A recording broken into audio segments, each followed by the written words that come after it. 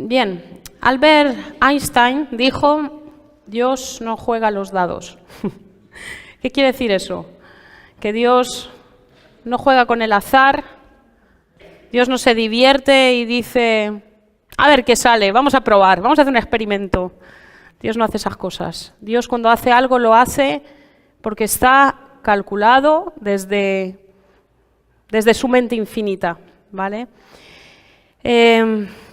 Vamos a ir al Salmo 139, 15 y 16. Salmo 139, 15 y 16.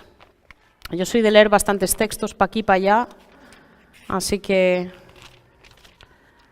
vais a leer bastante Biblia. Dice, no fue encubierto de ti mi cuerpo, aunque en oculto fui formado y entretejido en lo más profundo de la tierra. Mi embrión vieron tus ojos, y en tu libro estaban escritas todas aquellas cosas que fueron luego formadas, sin faltar ni una de ellas. Bien, a mí me gustaría hablar de algo que es un tema bastante masticado, pero que a veces le perdemos el enfoque en el tiempo, del propósito de Dios para cada una de nuestras vidas. Antes, cuando estábamos orando en el grupo de alabanza, pues uno de los que oraron dijo, cumple tu propósito en mí, o algo similar. Y todos, de alguna forma, tendríamos que tener ese anhelo de que Dios cumpla con su propósito en nuestras vidas. Es una oración que yo hace muchos años que empecé a hacer. Al poco de estar convertida, entendí que Dios tenía un propósito para mi vida y que no era una más, de un mogollón más, sino que Dios tenía algo específico para mí. Y claro, de aquellas yo no tenía ni idea por dónde iban a pasar esos caminos, pero sabía que Dios tenía algo para mi vida. Y empecé a orar en esa dirección desde hace muchos años.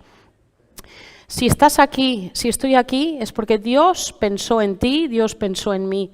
Dios te hizo tal y como eres. Y a mí me ha costado mucho que entender eso y aceptar eso, porque para mí todo lo que era defecto físico era intolerable pensar que Dios había hecho eso. En mi mente no cabía. Entonces, cuando uno vive lleno de complejos, lleno de miedos, lleno de insatisfacciones y tiene que decir Dios me hizo perfecto, me hizo como me pensó, a veces hasta te crea un conflicto con Dios y decir, ¿y a ti cómo se te ocurrió hacerme así? O sea, ¿cómo se te ocurrió? ¿Qué pasaba ese día? ¿No? Y es algo que realmente tenemos que llegar a entender, es algo que tiene que entrar en nuestros corazones, tiene que penetrar en nuestras vidas. Dios me hizo tal y como soy, y me hizo bien, me hizo bien. Soy como tengo que ser, las características físicas, las características mentales, las características emocionales, psicológicas, todo lo que soy, todo ha sido hecho y creado en un origen por Dios. Has nacido, he nacido en el lugar justo, fue el lugar perfecto. Tu padre y tu madre son las personas justas que Dios necesitaba para que tú estuvieras en este mundo. Y eso también a veces es difícil de tragar, ¿no? Cuando a lo mejor un padre o una madre no estuvieron a la altura, por lo que sea, uno puede decir, pues menudo desgraciados, qué suerte he tenido, ¿no? Pero sin embargo, Dios quería el ADN de tu padre, el ADN de tu madre para crearte a ti. Y eso era lo importante, eso era parte de ese propósito, era lo que pasaba desde ahora hasta la eternidad. No hay error, no hay sorpresa, incluso los que han sido intentos de aborto y están aquí porque Dios quiso que estuvieran aquí. Amén. Él tiene un propósito para cada una de nuestras vidas y a mí me gustaría que es algo que empezásemos a pensar, a orarlo, a meditarlo. Dios tiene un propósito único para mi vida, diferente de los demás, ¿vale? Hay muy poca gente, yo estaba pensando en toda la gente que se va a la eternidad sin Dios, a millones. Se van a la eternidad sin Dios y jamás entenderán que fueron creados con un propósito y jamás podrán cumplir ese propósito. Pero hay cosas que son también bastante dramáticas y es cuando el cristiano, el nacido de nuevo, el Hijo de Dios, no vive conforme al propósito que Dios trazó para su vida. Y para mí eso es una catástrofe, porque es como tener todo y acabar en nada. Y eso es muy triste. Es verdad que es trágica la muerte de los que perecen sin Dios, es trágica. Pero hoy quiero hablar a los cristianos, hoy quiero hablar a aquel que ha tenido un encuentro con Dios y que aún vive al margen del propósito de Dios, no está dentro de ese propósito. Como decía antes, el salmista dijo, Jehová cumplirá su propósito en mí. Esto lo podéis encontrar en el Salmo 138:8, si lo queréis leer. Hay otro salmo que dice lo mismo. Entonces, cuando uno no sabe cuál es el propósito de Dios para su vida, a lo mejor va tirando escopetazos para aquí, para allá, y no sabe hacia dónde va. No sabes para dónde tiras. Vienen los vientos de la vida, te tiran para un lado, te tiran para otro, y es como un barco. Imaginar un barco que se adentra en el mar y está bien adentrado en el mar y viene una corriente y lo tira para un lado, y vienen los vientos y las tempestades y lo tiran para otro, y el barco va yendo de un lado para otro y no sabe ni a dónde va el barco. Pues a veces vivimos así, vivimos a lo que surja, a lo que venga, lo que los demás hagan de nosotros, así vamos. Y esa no es la finalidad del propósito de Dios para nuestras vidas. Yo a veces me doy cuenta que estamos tan movidos por nuestras emociones y por las cosas que nos rodean y por la gente que nos rodea, que acabamos yendo pues como sin rumbo, de un lado para otro, y dependemos mucho de lo que está pasando cerca de nosotros. Hay muchas cosas que nos pueden mover en la vida. ¿Cómo sé yo qué es lo que me mueve a mí? Si realmente quiero el propósito de Dios para mi vida o me mueven otras cosas. ¿Qué me mueve a mí? Hay gente que se mueve por la culpa a lo mejor de lo que le han hecho a un ser querido, o cómo han tratado a un hijo, o cómo no han hecho con alguien lo que tenían que haber hecho, y eso les mueve todo el resto de su vida, la culpa. Las decisiones que toman son en base a la culpa. Todo va en dirección de la culpa. ¿Qué quiere decir? ¿Dios puede cumplir el propósito, su propósito en alguien así? No, porque la culpa no va arraigada a lo que dice la palabra de Dios, va a ir en contra de lo que dice la palabra de Dios. Hay personas que viven en el resentimiento, en el rencor, en la amargura, son incapaces de perdonar y son cristianos, se mueven en la iglesia, pero siguen con esa espina ahí clavada y toda su vida se mueve en reacción a ese resentimiento, a esa ira que tienen dentro, ese no perdón que hay dentro. Puede ser movido por la envidia. Hay gente que envidia siempre lo que tienen los demás. Siempre estás mirando y tú fíjate, este jolín se ha comprado un coche, o mira cómo va, o ropa nueva, zapatillas, fíjate qué zapatillas que lleva. Anda que hay gente que se mueve siempre por esas cosas. Y eso obviamente va totalmente en contra del propósito de Dios para una vida. Hay gente que vive por normas. Las normas son sagradas, las leyes que se hacen, que se imponen, son sagradas y son leyes muy cristianas. A veces alguno hasta se las saca de la Biblia. Yo os puedo inventar cada norma sacada de la Biblia, lo sé de ciencia cierta. Entonces, es impresionante y uno puede vivir regido por esas normas. También hay el problema de la aceptación. Hay gente que necesita tanto que la acepten, es tan importante que te acepten, que jamás vas a tomar una decisión que vaya en contra de la aceptación de los demás, porque te dolería demasiado. Entonces, hay gente que incluso ya lo hace de forma totalmente inconsciente y se mueve según los vientos de la aceptación ajena. ¿Qué dice mi familia? Pues ahí me tiro, flash. ¿Qué dice mi pareja? Pues ahí. ¿Cómo me voy a exponer a que me rechacen? Y de bromas, lo que me digan. Y eso va en contra del propósito de Dios en una vida. Bien, también el temor puede guiar una vida. Estamos sacando esta preciosa canción que hoy no hemos cantado, pero que a mí me encanta. Ya no soy esclavo del temor. Ya no soy esclavo del temor. Para mí fue una revelación esa canción. No dice nada nuevo, ¿verdad? Pero para mí fue un bálsamo. Ya no soy esclavo del temor. Ya no me muevo conforme al temor me guía. Ay, ¿y si pasa esto? ¿Y si le pasa lo otro? Y entonces yo, y es lo otro. Y vivimos siempre con miedo. Y uno no puede vivir guiado por el miedo. Si Dios tiene un propósito para nuestras vidas, Satanás también tiene un propósito para nuestras vidas. No puede ser menos. Él ha pensado en que robar, matar y destruir es un propósito fenomenal. Así que si puede matar a mucha gente a través de tu vida, mejor. Y si puede destruir tu alma en el infierno, ya espectacular. Ha venido para robar todo lo que Dios hubiera podido poner en tu vida. Parece que estoy hablando de la hora de Navidad. Pero es así, Satanás ha venido para robar, matar y destruir. Y a veces no nos damos cuenta que encajamos más en el propósito de Satanás por nuestra forma de vivir que en el propósito de Dios. Estoy diciendo una enormidad, porque estoy hablando a cristianos. Pero cuando uno se deja guiar por las cosas que he mencionado y muchísimas más que son fruto de la carne, acaba siendo pues carne de lo que el enemigo quiere, que al fin y al cabo es frustrar el propósito de Dios en tu vida. Satanás se frota las manos cuando ve a un cristiano que no sirve para nada. Se frota las manos porque no sirve para nada, no molesta. Por eso tampoco tendrá muchos ataques, porque ¿para qué atacarlo, pobrecito, con lo cómodo que está? Y eso es importante, ¿no? Proverbios 4:18 dice: la senda de los justos es como la luz de la aurora, que va en aumento hasta que el día es perfecto. Bien, hay una forma de vivir como hijo de Dios y es ser guiado por Dios, es ser transformado por Dios. La palabra de Dios es la que transforma. Hay gente que dentro de su forma de funcionar hay muchísimas mentiras. Cuando uno conoce a Dios, lo conoce desde el contexto en el que está. Entonces, si has sido una persona de mala vida, pues te acercas a Dios con todo tu bagaje, tal y como estás, con tus antiguas formas de reacción. Es verdad que hay mucha gente que hay cosas que enseguida se da cuenta que son pecado y las desecha.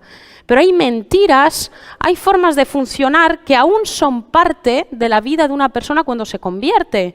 Y todas esas mentiras del enemigo tienen que ser limpiadas, depuradas por la palabra de Dios. Hay cristianos que llevan 40 años en el Evangelio y jamás han depurado su mente de todas esas mentiras. Siguen esclavos de mentiras y viven en la mentira. Por eso es importante pedirle a Dios: Señor, revélame tu palabra para mi vida. Yo no quiero vivir en la mentira. Y hay una noticia: para no vivir en la mentira hay que encajar la verdad. Y yo me doy cuenta por mí misma que encajar la verdad no mola nada.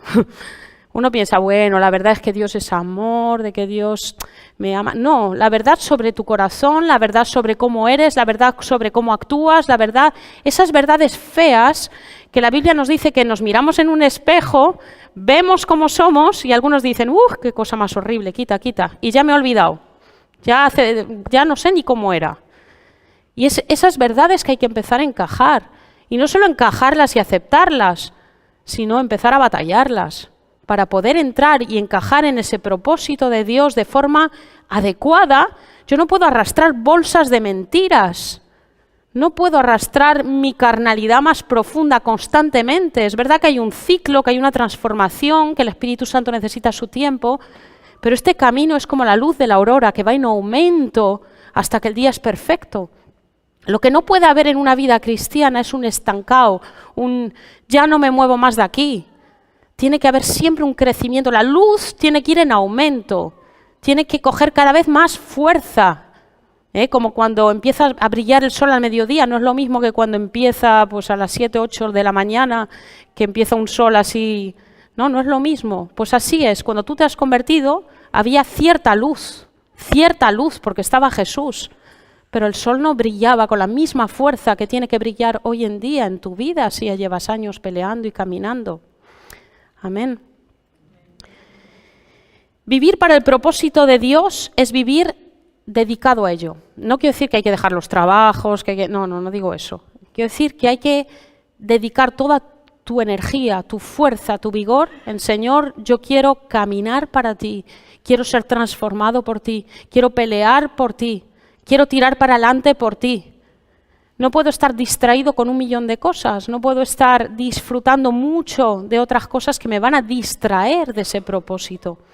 Y es algo que en Filipenses 3, del 12 al 14, lo tenemos bien claro. El apóstol Pablo tenía bien claro hacia dónde iba. Filipenses 3, del 12 al 14 dice: no que lo haya alcanzado ya, ni que ya sea perfecto, sino que prosigo para ver si logro asir aquello por lo cual fui también asido por Cristo Jesús. Hermanos, yo mismo no pretendo haberlo ya alcanzado, pero una cosa hago, olvidando ciertamente lo que queda atrás y extendiéndome a lo que está delante, prosigo a la meta, al premio del supremo llamamiento de Dios en Cristo Jesús. No voy pendiente constantemente de mi pasado, no voy, es que yo siempre he funcionado así, yo me agarro a las cosas de antes, eso estaba bien. No, lo de atrás, atrás quedó. El apóstol Pablo tenía muchos motivos para sentirse orgulloso de su pasado, su intelecto, su dinero, su posición, su reconocimiento social, y le daba igual, era basura, porque él enfocaba el propósito, la meta. La meta era ir hacia Jesús, alcanzar lo que Jesús tenía para él. Y lo hizo, vaya si lo hizo, hasta el último de sus días peleó la buena batalla. A nosotros nos toca de ir y dejar atrás, dejar de una vez atrás, no hacer como que no ha existido lo que está atrás, porque el que ha sido egoísta toda su vida ha sido egoísta toda su vida, el que ha sido orgulloso, el que ha sido vanidoso, el que ha sido... y así un montón de cosas. O al que tenía problemas de fornicación, de adulterio, de cualquier tipo en el sexo, pues eso lo va arrastrando durante su vida. Y eso hay que cortarlo, hay que zanjarlo, hay que dejarlo atrás para poder correr esa carrera. Lo de atrás se tiene que quedar atrás. El pecado no puede ser arrastrado cuando vamos corriendo. El pasado tampoco puede condicionar mi presente. Yo no puedo vivir pensando en lo que dejé atrás. Hebreos 12:1, un texto que todos conocemos, texto maravilloso, dice: por tanto nosotros también, teniendo en derredor nuestro tan grande nube de testigos, despojémonos de todo peso y del pecado que nos asedia y corramos con paciencia la carrera que tenemos por delante. Corramos con paciencia. Esta carrera es una carrera de fondo, es una carrera en donde, pues como Benja nos explicaba, ¿no? Una persona pues tiene que prepararse cuidadosamente para correr, y él pues también decía que el sobrepeso enseguida se nota, 2-3 kilos más ya te pueden hacer polvo, porque hablamos de una carrera muy larga, no hablamos de 5 o 10 kilómetros. Entonces, esto es lo mismo. ¿Sabéis lo que es sobrepeso para nosotros? Todo lo anterior. Todos los pecados que arrastramos, la culpa, el resentimiento, el odio, el rencor, todas esas cosas, la comparación, la envidia, la rivalidad, todo eso es sobrepeso. Y tú no puedes correr, yo no puedo correr con esa mochila en mi espalda porque me voy a cansar, voy a tropezar, voy a caer y me voy a hartar. Y por lo tanto no voy a poder cumplir con ese propósito de Dios para mi vida. Bien. Desde el enfoque del propósito de Dios, tenemos que entender lo que nuestra vida es realmente. Nuestra vida en la tierra debería siempre verse bajo el prisma de que es un entrenamiento para el cielo. Nos agarramos mucho a lo que hay aquí en la tierra, porque es lo que vemos, es lo que tocamos, es lo que sabemos. Pero lo que importa realmente no es lo que se ve, sino lo que no se ve. Lo que importa realmente es que me estoy preparando para algo mucho mejor. Y si yo no tengo en mente eso, mi vida va a ser un desastre. Hay gente, yo he escuchado a cristianos llorando porque no son capaces de ser felices en esta tierra. Pero ¿quién te ha dicho que tenías que ser feliz? La meta no es ser feliz en esta tierra. Hombre, si eres feliz, mucho mejor. No digo que no vayamos a... Pero esa no es la meta. La meta no es tener un buen coche, una buena casa, tener hijos, tener un marido. Esa no es la meta. Eso está bien, si lo tienes bien y si no lo tienes también. Pero lo que importa es lo que viene después. ¿Cómo te estás preparando en esta vida para lo que viene después? Entonces, 1 Corintios 2:9 nos habla un poquito de lo que nos espera, de lo que realmente importa cuando pensamos en la eternidad. 1 Corintios, si alguien me lo puede leer y así no me hace buscar a mí todo el rato. 1 Corintios 2:9, que alguien me lo lea fuerte. Son cosas tremendas, o sea, el cielo es brutal. Yo de verdad que pienso muchas veces, Señor, que esta vida pase pronto y que podamos estar contigo y que encima pueda decir, Señor, que he cumplido con el propósito, ¿no?, que tienes para mi vida. Pero lo que vivimos ahora, por bueno que llegase a ser, por increíble que fuese, es una basura al lado de lo que nos espera. ¿Por qué nos agarramos con uñas y dientes a esta vida si lo que viene después es mejor? ¿Acaso no deberíamos estar trabajando en el día a día para lo que viene después? ¿Eso no es lo más importante? Cosas que ojo no vio ni oído yo, ni han subido ni siquiera a nuestra mente, es lo que Dios tiene preparado para nosotros. Y quiero decir que, en cuanto a la felicidad, muchas veces el primer estorbo a nuestra propia felicidad es nuestro carácter. Ojo, que hay momentos que son hermosos y que nosotros mismos nos encargamos de fastidiarlos, por nuestro mal genio, por nuestro egoísmo, por nuestra forma de ser. Y hay momentos que Dios nos regala en esta tierra que son muy bonitos y nosotros nos encargamos de fastidiarlos. Eso es un paréntesis, porque me acordaba yo de muchas escenas mías en donde todo estaba muy bien y yo la he fastidiado. O sea, y nosotros a veces hacemos eso, fastidiamos lo que es bonito por nuestras cosas, por el peso que llevamos en la espalda, ¿vale? Bien, según como cada uno entienda y defina la vida, así va a vivir. Eso está claro, ¿no? Por ejemplo, hay gente que dice que la vida es como una noria, que a veces estás arriba, a veces estás abajo y todo va girando, ¿no? La vida es como una noria. Entonces, es verdad, hay gente que se deja llevar por la noria, ¿no? Y hay momentos que están en el suelo, y hay momentos que están eufóricos, y todo el mundo tiene que estar eufórico porque yo estoy eufórico, y ahora estoy en depresión, y quiero que lo sepas, que estoy en depresión. Y hay gente que se deja llevar así, y va girando. ¿La vida es una noria? Bueno, como uno lo entienda. Hay otras personas que dicen que, como es tan pasajera la vida, como se nos escapa tan rápido, hay que disfrutarla a tope. Y si eres joven, más todavía. ¿Y cómo lo disfrutas? Drogándote a tope. ¿Cómo lo disfrutas? Alcoholizándote, teniendo sexo con todo lo que se mueva. Eso es disfrutar de la vida. Es un poco sorprendente desde el punto de vista bíblico y nuestro, pero para la gente de fuera es normal. Cuando oyes, no, son jóvenes, déjalos, tienen que disfrutar, y los ves borrachos, vomitando, digo yo, sí, cómo disfruta. Es increíble, es una locura. Es una locura, pero así como encajes la vida, y por eso hay gente que llega a los 50 y 60 años y siguen haciendo lo mismo, porque hay que disfrutar de la vida que se nos va. ¿Es eso la vida realmente? ¿Es eso la vida realmente?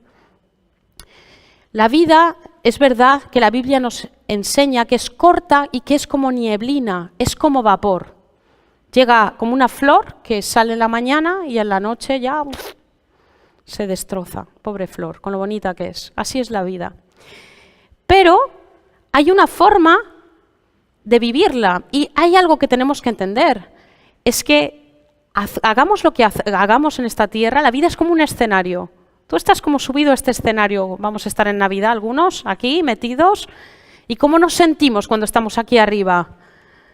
Observados, expuestos. Cualquier error se hace súper grande porque todo el mundo te está mirando, ¿verdad? Pues así es nuestra vida, como este escenario el día de Navidad cuando esté esto petado de gente. Tenemos una nube de testigos que nos está observando, pero tenemos a Cristo que nos está observando en cada momento. Todo lo que hago durante el día está siendo analizado, está siendo observado. ¿Soy consciente de eso? Que desde que me levanto hasta que me acuesto estoy subido en este escenario y Dios me pedirá cuentas de lo que haga aquí subido. Bien, Dios prueba. En toda nuestra vida somos probados por Dios. No hay nadie que no sea probado por Dios. Todo hijo de Dios es probado por Dios, de formas distintas, pero tenemos que ser probados. ¿Por qué? Nuestra fe es probada, nuestro carácter es probado, nuestro amor es probado, nuestra obediencia es probada, nuestra lealtad a Dios y a los demás es probada. Y podemos pensar, todos los personajes bíblicos, si das la vuelta de todos, no hay uno solo que no haya sido probado. Probó a Abraham, probó a Isaac, probó a Jacob, a José, a Moisés, a David, a Esther, a Ruth. Nuevo Testamento tenemos a Juan el Bautista, tenemos a Pablo, a Esteban, a Timoteo y Jesús. Jesús fue probado. Jesús fue tremendamente probado y era Dios. Entonces, esta vida es un lugar en donde vamos a ser probados para poder crecer y para poder ser más como Jesús. Si no somos probados, no sirve para nada. Es como ir a un gimnasio y mirar lo que los demás hacen, tú no haces nada y pretendes que te salgan músculos en los brazos, en las piernas, ¿Pero qué has hecho tú para tener esos músculos? Nada, estaba mirando cómo los otros entrenaban. Pues así es la prueba de nuestra fe, tenemos que ejercitar esos músculos que Dios nos da.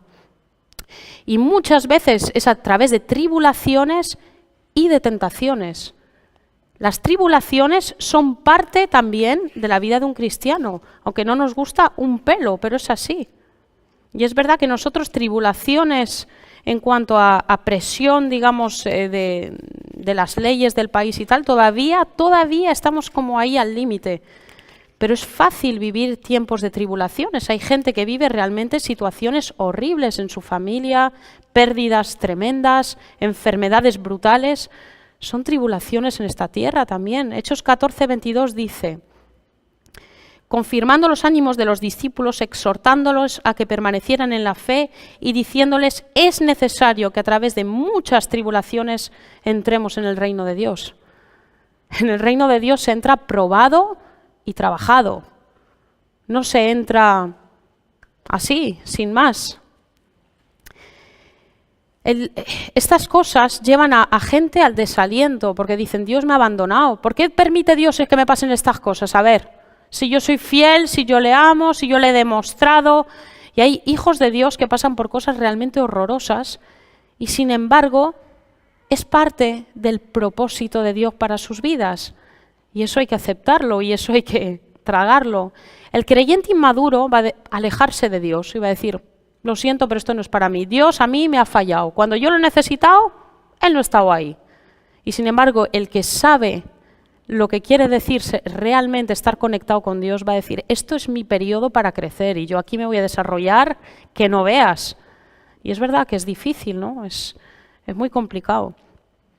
Luego tenemos en Santiago 1:12, alguien me lo va a leer en voz fuerte, nos enseña que la tentación no procede de Dios, obviamente, pero el que sale vencedor de la tentación es recompensado en el cielo.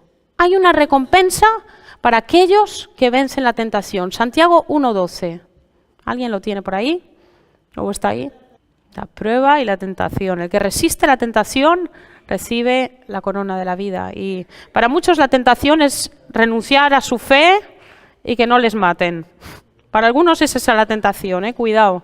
Para nosotros la tentación tal vez será no pecar en cosas que sabemos que pecamos. Pero hay una recompensa. Quiere decir que hagamos lo que hagamos, hay consecuencias.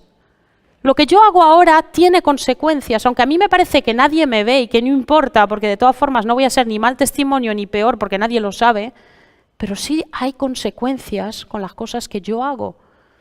Y ahí vemos que el que supera esa tentación hay un premio para él. Bien, dentro de ese propósito de Dios también hemos recibido cosas, tenemos talentos, tenemos habilidades. Dios nos ha hecho con habilidades, nos ha hecho pues con cosas que podemos desarrollar y aquí en esta iglesia se intenta explotar todo lo que se pueda desarrollar. Hay manualidades, hay, no sé, estar con niños. Hay muchas cosas que se pueden desarrollar y uno dice, cuando las pone en función, dice, pues mira, yo no sabía que esto lo hacía tan bien y parece que te gusta, ¿no? Entonces, Dios nos da habilidades de muchos tipos. ¿Y qué hacemos a veces con las cosas que tenemos en nuestra mano? Parte de nuestro propósito es entender que todo lo que tenemos lo hemos recibido, sea poco o sea mucho. Aunque tú digas, a ver, yo no lo hago tan bien como lo hace, por ejemplo, Pepe o Laura, ella, pues sí, esto lo hace súper bien, yo hago lo que puedo. Pero si Dios te ha dado a ti cierta habilidad, aunque esté en plan de desarrollo y no la estás usando, ¿qué estás haciendo con lo que Dios te ha dado? Eres mayordomo de lo que tienes entre tus manos. Mayordomo. Mayordomo de lo poco y mayordomo de lo mucho. Mateo 25:14. Vamos a leer este texto muy conocido. A mí me gustan las cosas muy conocidas porque me sorprende que Dios me siga hablando en lo muy conocido. Vamos a dejarle lo raro a Antonio con Daniel y esas cosas. Dice Mateo 25:14, el reino de los cielos es como un hombre que yéndose lejos llamó a sus siervos y les entregó sus bienes. A uno dio 5 talentos, a otro 2 y a otro 1, a cada uno conforme a su capacidad, y luego se fue lejos. El que recibió 5 talentos fue y negoció con ellos y ganó otros 5 talentos. Asimismo, el que recibió 2 ganó también otros 2, pero el que recibió 1 hizo un hoyo en la tierra y escondió el dinero de su señor. Después de mucho tiempo regresó el señor de aquellos siervos y arregló cuentas con ellos. Se acercó al que había recibido 5 talentos y trajo otros 5 talentos diciendo, Señor, 5 talentos me entregaste, aquí tienes, he ganado otros 5 talentos sobre ellos. Su señor le dijo, bien, buen siervo y fiel, sobre poco has sido fiel, sobre mucho te pondré. Entra en el gozo de tu señor. Se acercó también el que había recibido 2 talentos y dijo, Señor, 2 talentos me entregaste, aquí tienes, he ganado otros 2 talentos sobre ellos. Su señor le dijo, bien, buen siervo y fiel, sobre poco has sido fiel, sobre mucho te pondré. Entra en el gozo de tu señor. Pero acercándose también el que había recibido 1 talento, dijo, Señor, te conocía que eres hombre duro, que siegas donde no sembraste y recoges donde no esparciste. Por lo cual tuve miedo y fui y escondí tu talento en la tierra. Aquí tienes lo que es tuyo. Respondiendo su señor le dijo, siervo malo y negligente, sabías que siego donde no sembré, que recojo donde no esparcí. Por tanto, debías haber dado mi dinero a los banqueros y al venir yo hubiera recibido lo que es mío con los intereses. Quitadle pues el talento y dadle al que tiene 10 talentos, porque al que tienes le será dado y tendrá más, y al que no tiene, aún lo que tiene le será quitado. Esto parece súper injusto, pero es los cálculos de Dios. Dios te ha dado tanto, funciona con tanto y pon todo lo que te da. 5 talentos, puso los 5 talentos. No cogió de los 5 y dijo, voy a usar 1, voy a ver qué tal resulta. Y si no me canso mucho, pondré el segundo en marcha. Y así, tranquilamente, voy haciendo marcheta, ¿no? No, cogió los 5, los trabajó y los multiplicó por 2. El que tenía menos hizo lo mismo. ¿Cuál fue el resultado? Bien, buen siervo y fiel. Has hecho lo que tenías que hacer, ni más ni menos. No es algo que digas, oh, qué prodigio, cómo han trabajado. No, han hecho lo que tenían que hacer. Pero el que tuvo 1... Yo me imagino que lo primero que pensó es, qué asco, a mí me ha dado 1. Mira este de 5, claro, con 5 cualquiera hace funcionar lo que tiene, no te fastidie. ¿Y yo con 1 qué hago? Pues encima que tengo 1, como se me ocurra perderlo, verás tú. Y el muy vago, porque para mí es una persona vaga y necia, lo escondió y dijo, pues no hago nada, lo voy a dejar descansar, que duerma el talento y así nadie me lo roba. Y a veces no queremos ser así. Pero decimos, no, es que ¿cómo voy a hacer yo esto si esta persona ya lo hace mejor que yo? Que lo haga la persona. Si ya para eso ya Dios le dio el talento a esta persona. Lo que Dios ha puesto entre tus manos, acordaros de Moisés y de la vara que tenía entre sus manos. Tenía una vara y Dios le dijo, ¿qué tienes en tus manos, Moisés? Y dijo, esta vara, échala a la tierra. Y se convirtió en serpiente. A través de esa vara, Dios hizo señales, prodigios y maravillas, abrió el mar rojo. Una vara. No usó un Moisés potente, un Moisés que hacía de todo, que en los tiempos en donde estaba en la corte de Faraón. No usó ese Moisés. Usó un Moisés quebrantado que era capaz de entregar lo que tenía en su mano a Dios. Y el vivir en el propósito de Dios es necesariamente pasar por eso. Entregarle a Dios lo que tengo, aunque sea una caca. A veces pensamos que es una caca lo que yo tengo. No, es que ¿cómo lo vas a comparar con lo que tiene mi hermano? Hombre, por favor. Nadie lo compara porque Dios no lo compara. Dios no compara. Lo que tú tienes, tú le vas a tener que dar cuentas a Dios de lo tuyo, de lo que tú has hecho con lo que Él ha puesto entre tus manos. Luego también está el tema del dinero. Entra dentro del propósito de Dios. Y hay un texto con el que voy a ir acabando poco a poco, Lucas 16:10, nos habla de qué ha puesto Dios en tu mano también a ese respecto. Lucas 16:10, que también entra en el propósito de Dios, fíjate. Cada uno tiene lo que Dios le da, lo que Dios permite que tenga. Lucas 16:10 dice, El que es fiel en lo muy poco, también en lo más es fiel. Y el que en lo muy poco es injusto, también en lo más es injusto. Y si en las riquezas injustas no fuisteis fieles, ¿quién os confiará lo verdadero? Y si en lo ajeno no fuisteis fieles, ¿quién os dará lo que es vuestro? ¿Qué quiere decir? Que hay consecuencias. Como yo maneje aquí mi dinero, hay consecuencias en la eternidad. No sé si nos hemos parado a pensarlo en algún momento. Si no eres fiel con lo que es injusto, que son las riquezas de esta tierra, eso es lo injusto, no pienses que en la eternidad se te va a dar lo mucho, porque no has sido fiel en lo poco. Hay consecuencias. Uno piensa en la eternidad y del lado de Dios es todo felicidad, y es cierto, pero hay consecuencias. Si has sido fiel, allí tendrás mucho. Si no has sido fiel, allí no se te dará lo que no es tuyo. Y es verdad que nos cuesta a veces pensar que todo lo que tenemos aquí tiene importancia en la eternidad. Siempre pensamos de este lado del mundo. No pensamos que si hoy yo hago esto, va a haber consecuencias del otro lado de la eternidad. Pero eso es así. Me gustaría pues concluir un poquito todo esto leyendo 2 Corintios 5. 2 Corintios 5, y lo voy a leer en la versión Nueva Traducción Viviente, porque hubieron gente, y lo leí en la última predicación o la penúltima en Hebreos, que he dicho que jamás alcanzaron las promesas, nunca vieron las promesas dentro de esos héroes de la fe. Hubo toda una categoría de héroes de la fe que jamás vieron sus promesas cumplidas, pero dice que ellos anhelaban una patria mejor. Anhelaban un lugar mejor, anhelaban el cielo, anhelaban esa ciudad que Dios tenía para ellos. Abraham fue uno de ellos. Abraham pisó la tierra prometida, pero jamás fue suya. Y él salió de una estabilidad económica, una estabilidad física, para ir a un lugar en donde vagó errante toda su vida, y sus hijos más de lo mismo.